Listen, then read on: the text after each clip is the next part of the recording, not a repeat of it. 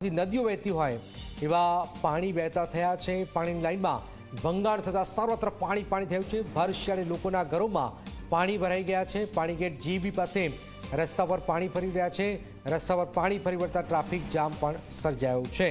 આપ જોઈ રહ્યા છો વડોદરા રસ્તો જાણે કે ચોમાસું હોય। રવિ અમારી સાથે રવિ છે, કઈ રીતે આ પરિસ્થિતિ સર્જાઈ છે?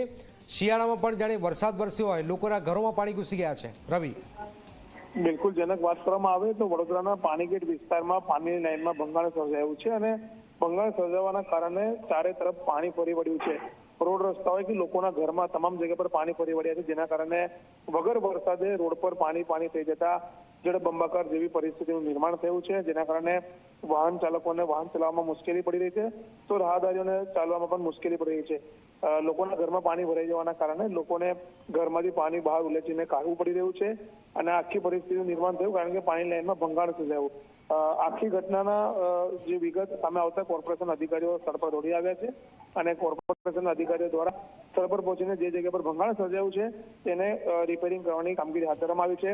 એવું કહેવામાં આવી રહ્યું છે કે પાણીની આ મુખ્ય લાઇન છે કે જે આજવા સરોવરમાંથી આવતી હોય છે અને તેના કારણે પ્રેશરના કારણે આ જે પાણી છે તે વડોદરા શહેરના પાણીગેટ જીબી પાસે રોડ રસ્તા લોકોના ઘરોમાં ફરી વળ્યા છે। બિલકુલ બિલકુલ આભાર રવિ। તો આપ જોઈ રહ્યા છો વડોદરાની આ સ્થિતિ કે જ્યાં શિયાળાની અંદર ભર ચોમાસું હોય એ પ્રકારના દ્રશ્યો, લોકોના ઘરની અંદર પાણી ઘૂસી ગયા છે।